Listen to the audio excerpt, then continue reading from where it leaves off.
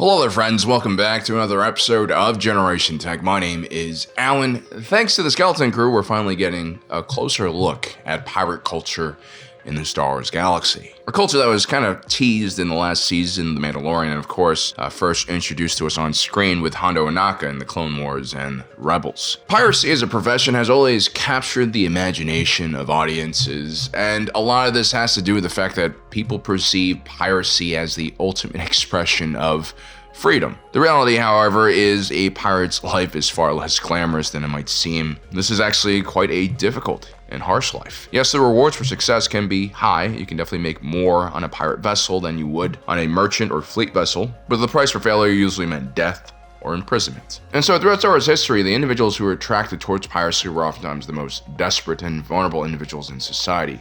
People that either had no outlooks, no education, or were just slaves or indentured servants. If you take a look at someone like Hondo Ohnaka, for instance, his story is quite typical of pirates during his time. Born to a pair of con artists, Hondo Ohnaka was sold into slavery as a child, most likely because his parents needed money.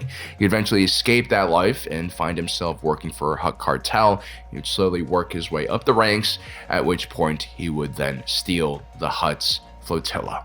Using that flotilla, he would start his own pirate gang. Using these ships, he would find success in pillaging the space routes between the corporate sector and Tian hegemony. Now, piracy is oftentimes the most profitable on the edges of popular trade routes where there are plenty of opportunities but limited security. During the Republic era, the hyperspace lanes were patrolled by a patched-together network of mercenaries, local planetary defense forces, corporate security forces, Jedi, and judicial forces. This was far from an impenetrable defense, but much like everything else in the late Republic era, the market drove prices for protection, and so any ship worth capturing and looting was also a ship that was most likely heavily guarded by some kind of escort. Now, in the last decade of the Republic's reign, some sly maneuvering by Darth Sidious and his Senate allies increased corporate influence on Republic policies. This meant that more judicial and Jedi resources were diverted from areas where piracy was a problem to kind of corporate disputes, labor disputes, uprisings and such on corporate sector worlds. This would leave other areas like the Slice, which stretched from the core to the Outer Rim, and Hutt space relatively unguarded. And so by 33 BBY, there were at least 5 major pirate gangs that operated in the Slice, and they did a huge amount of damage to the local trade and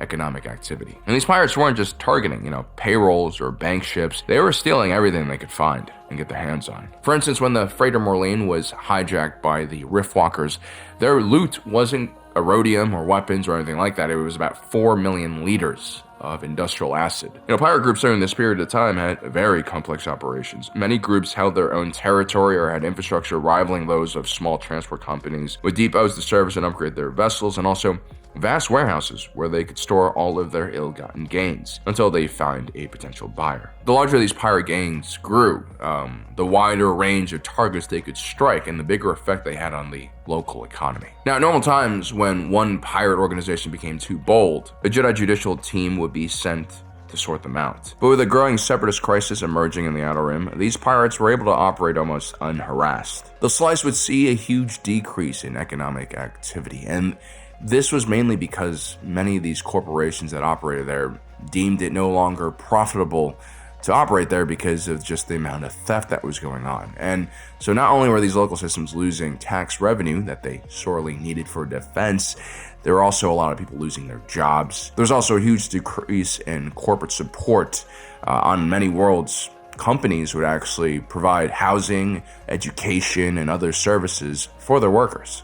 With all of this gone, this just created more poverty and more opportunities for pirate recruitment. But this was just the beginning of the turmoil for most citizens in the galaxy. In 22 BBY, with the start of the Clone Wars, suddenly a large portion of the galaxy fell into chaos. The first thing that happened was that network of mercenaries, corporate, local, and federal defense forces were all absorbed by either the Republic military or the Confederacy. This increased the price of security escorts almost tenfold. Then you had entire areas of the galaxy cut off by military action or blockades, increasing the value of black market goods, which is another lucrative part of any pirate business. As a result, pirate groups like Hondo Ohnaka's gang grew in power. By the time the Clone Wars had started, the Weequay had established himself as a pirate king. He had an entire pirate base established on the planet of Florum. This would be his base of operations for the duration of the galaxy-wide civil war. Because of their growing influence and power, the pirates would play a surprisingly large role in the Clone Wars, aiding both sides of the conflict. They were almost like a minor faction, with planets, resources, ships, and more importantly, manpower that was willing to do whatever for coin. I mean, the Republic would probably rather you not know this, but during the Onderonian Civil War, Republic military advisors used Hondo Ohnaka's pirate group to smuggle in man-pads to the local freedom fighters who were struggling to take down the Confederacy's droid gunships. Hondo also managed to capture Count Dooku during the Clone Wars after he crash-landed on the planet of Vancor. Seizing the opportunity, Hondo's men detained the Sith Lord and ransomed him to the Republic for 1 million credits worth of spice. But Hondo was a chaotic figure, perhaps a bit too greedy for his own good, and so he would also kidnap the Jedi emissaries that were sent to the negotiations, Obi-Wan Kenobi and Anakin Skywalker. The Weequay pirate wanted to essentially triple his ransom. But when the Republic envoy arrived with the spice shipment, his own pirate crew betrayed him and tried to grab the spice for themselves, leading to even more chaos at the base, which ultimately allowed Dooku and the Jedi to escape. As you can see, the life of a pirate captain was quite dangerous. Not only are you running from the law, you are also at risk from getting killed or betrayed by your own criminal gang. Now, Hondo represents more of an old school type of pirate who is drawn to the life from the criminal underworld. During the Clone Wars, a new breed of pirates started emerging. Extremely well-disciplined, well-trained, and well-armed mercenary crews that were given the authority to attack a certain faction's ships since they were handed a letter of marque by another faction. What this essentially did was bring in a much wider group of sailors into the piracy game. Legitimizing piracy provided a safety net for pirates that just did not exist before this. And now you had some very professional crews roaming the space lanes looking for booty, including even Mandalorian privateers. But the employment of privateers is a very difficult decision for any faction to make because there are short-term benefits and gains, but there are long-term consequences with this move as well. The short-term benefit of this type of policy is that you can start immediately harassing your enemies' shipping lanes and force them to either divert resources to protect those areas or suffer huge losses in logistics. This is all done at a relatively low cost. I mean, you're not really paying these privateers much, as their funding comes from looting enemy ships. The problem with hiring privateers is that when you create an industry like this, people get used to making a living in this way. And when the conflict is over, these people will have a hard time transitioning to a civilian life and civilian jobs that oftentimes were far less lucrative. I mean, why would you want to go from being a privateer to serving on a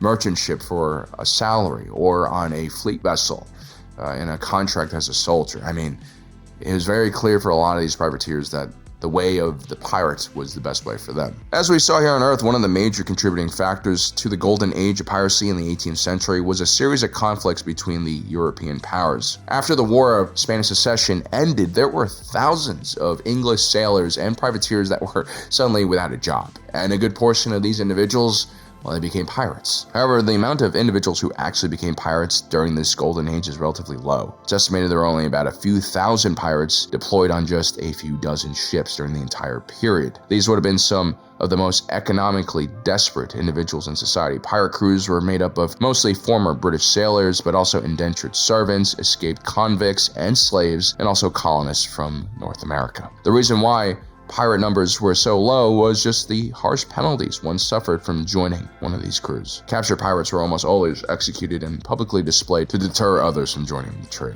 And then there was the dynamic on board. While nowhere near as crazy and chaotic as Hollywood movies might depict them to be, life as a sailor in the 18th century on any ship was difficult. To have a successful pirate operation, you really had to be competent and good at what you're doing. You ideally need a crew that is extremely skilled in order to survive multiple encounters with well-armed merchant ships. The pirate captains of this era that became famous were seen as extremely fearsome individuals, but this was kind of a part of an illusion. For instance, the infamous Blackbeard was known for tying burning fuses into his hair so that when he spoke to people, it looked like there was smoke coming out of his body. The idea was to create this aura of fear so that your own crew wouldn't try to backstab you, and equally as important, if merchants saw your pirate flag and recognized who you were, maybe they wouldn't try to resist. Pirates were practical criminals. I mean, how many times do you think an individual can survive a boarding operation? The amount of casualties in this type of battle are extremely high. And so the scene where Brutus starts a mutiny against Captain Silvo after an exceptionally bloody boarding operation with no reward is kind of spot on. In some ways, serving on a pirate ship was better than the alternative. You had usually better provisions,